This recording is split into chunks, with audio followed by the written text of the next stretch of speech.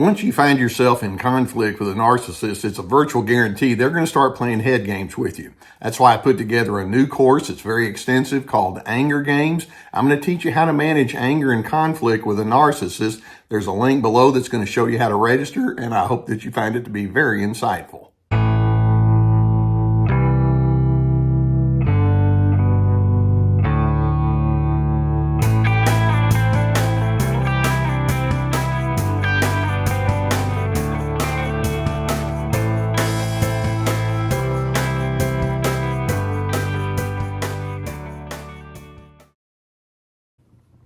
Very commonly, when I would be in the therapy office with an individual trying to make sense of a very difficult relationship, we would place a strong emphasis on proper self-care.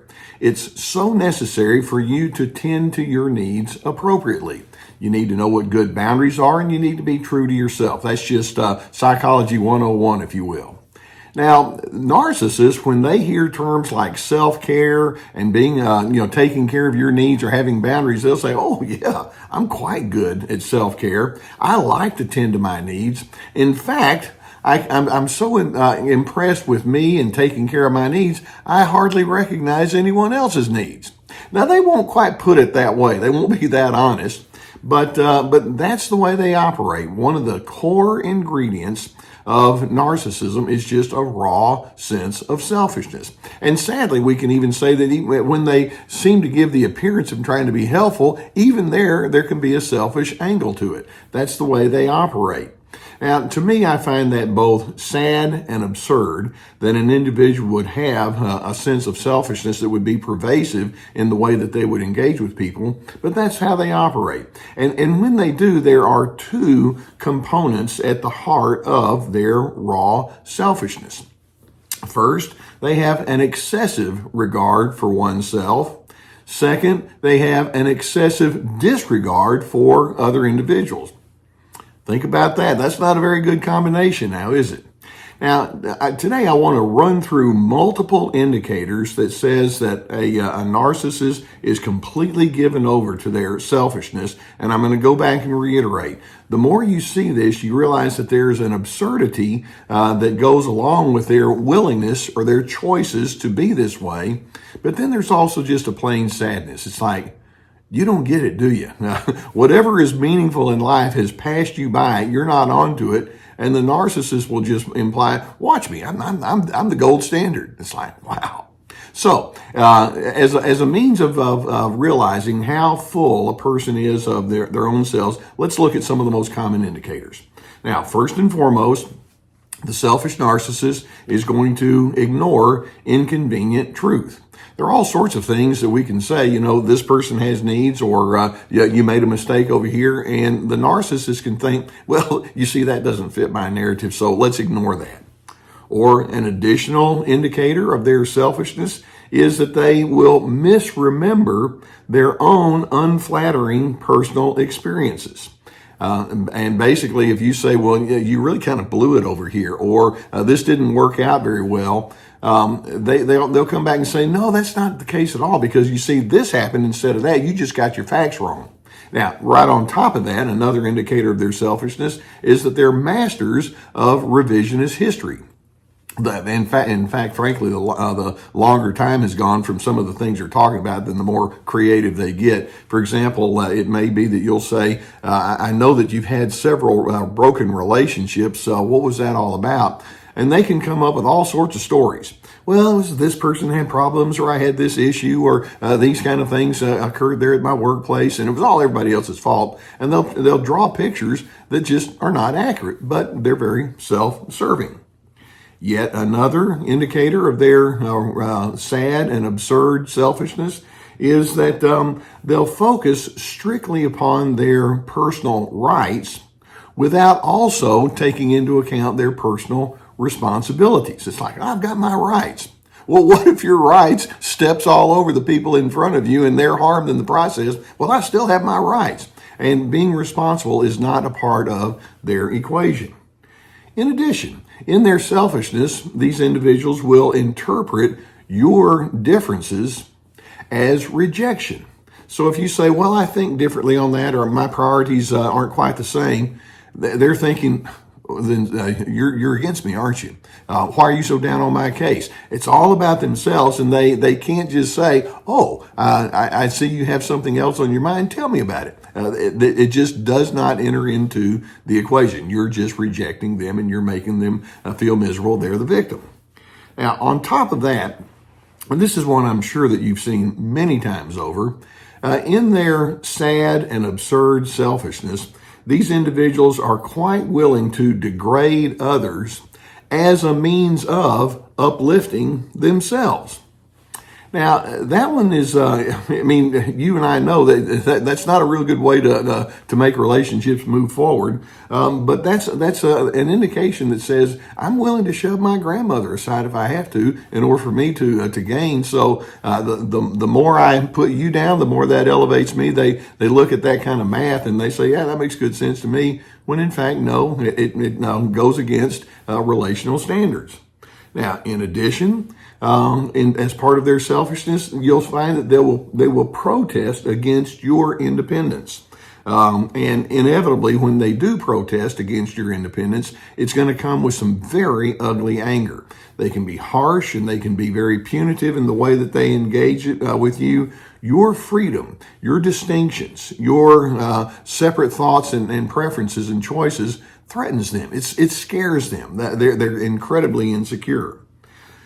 Now, another part of their selfishness is that they will talk about themselves and circumstances outside proper context. For example, if they're being very overbearing and pushy, and then you call them on it, then they'll say, I was just trying to be helpful. Or, I already had a plan in place and it was working perfectly. And in fact, no, that's not what was happening at all. You're just being controlling. It's like, no, you just don't understand the context. And they make the context up as they go along. In addition, as part of their selfishness, they exhibit a lack of future thinking. And when I say that, it's like, well, anytime you make a choice or involve yourself in something, you might ask, where's this heading? It's like, I don't care where it's heading. All I care about is right now. On top of that, their selfishness prompts them to minimize honesty. Now, that's a real nice way of saying they lie easily. Truth is expedient, and it'll just be whatever I need it to be today. On top of that, in their selfishness, they're prone toward chronic criticism, which is a part of their deflection. They're deflecting you away from seeing their faults. If they can just keep the focus on what's wrong with you, they win. As part of their selfishness, they have a strong inclination towards being mean. They can think, how dare you think differently from me, and I'm going to make you pay. In addition to that, they'll completely dismiss the need for relationship connections or harmonizing. It's like, I don't need to harmonize. You just need to comply with me. Deference is one of the primary things that they seek from you. And then on top of it, they have this unbending need to appear invincible. To them, tenderness and gentleness shows strength. It's like, no, I've got to be strong, and I'm going to be strong by being invincible. Nobody gets through to me, and I'm proud of it. Now, in the midst of all of this, as they go into this raw selfishness, your humanity is dismissed. You become a nobody to them, and you have no right to be unique. Now, as we look at this, what does this tell us about what's really going on at the heart and soul level inside that narcissist? Well, first and foremost, we can say that common sense is not present. Reasoning to them has become very contorted. They've become trapped inside their own stupidity. And I don't say that to be funny, but it's like there's just a dense black and white binary way of thinking that they can't pull out of. Judgmental and competitive reasoning, it has dominated them. They've been judged many times over, but they've decided, well, if I can become the judge, then I become the winner. And so they're the ones who will automatically proclaim self as the winner before we even start discussing anything. You know where that leaves you. And then objectivity is canceled out by subjective emotion. And in the end, the longer and the fuller that narcissist runs with their selfishness, there's one huge tragedy that comes along with that. And that is love is nowhere to be found. Now, there's a truth about love that they just don't understand. You see, love is not love until you give it away. Narcissists are takers. They're not givers in that sense of the word. Therefore, in the end, their own selfishness just guarantees that relationships are going to collapse. Now, one way to find significance, one way to find peace and satisfaction in your life is based upon paradox, and you want to embrace that. And that is, I become a better person when I help you become a better person. And narcissists is like, oh, I'm helping you all the time by telling you how to think. They don't get it.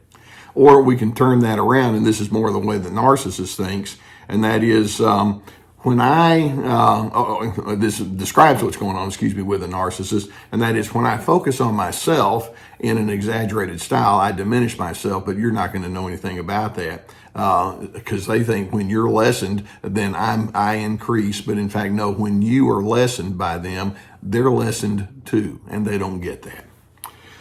So the narcissist's raw, blunt, sad, absurd selfishness implies this, and that is, I've given up. I've given up on goodness. I don't believe in that. It's just all about me, baby. That's how they think. Here on Team Healthy, I hope that you can decide I am going to care for myself inside the context of connecting with others in a healthy kind of way. It's the best way to find wholeness. Why don't you and I go down that path together? Now, I'm hoping that as you go through these videos, that you'll find it to be very therapeutic and helpful and educational for you. If you haven't already hit that subscribe button, please do so. We'll keep more coming towards you. I consider it a privilege to be on your path with you. Now, many times when you're up against something like this, and this is a deeply entrenched pattern, you could use some therapy. And many of you have sought that out already, and I'm proud of you for doing that. I've been sponsored for years by the people at BetterHelp.com. It's an online therapy resource. And we found through the pandemic and then beyond that online therapy can actually be quite effective.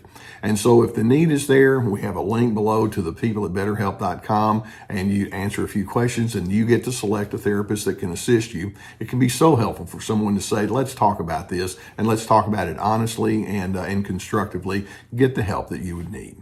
Now, in my retirement from my counseling practice, I've put together online classes or courses, and each one consists of at least 25 teaching videos. Each video has handouts plus guided questions. We have anger games, obviously about not getting pulled into their traps. This is me about managing your boundaries well, free to be handling yourself against the controller, and then Ready, Set, Connect about having healthy connections.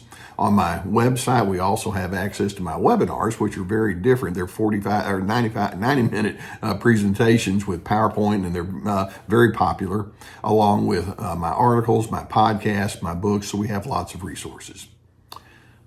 Now, narcissism is defined by raw selfishness, and it's sad that somebody says, yes, sign me up, to the point of absurdity. And I'm hoping you can see through it and realize there's a really troubled individual on the inside who lives their life in that fashion. And I'm hoping you can separate yourself off of that. Don't match pitch with them, but then you can decide, I want to be a person that includes individuals in a clean and appropriate kind of way because I want to have relationship and emotional steadiness. I'm committed to it. And in the end, I'm hoping it can take you further and further down the path toward your sense of peace.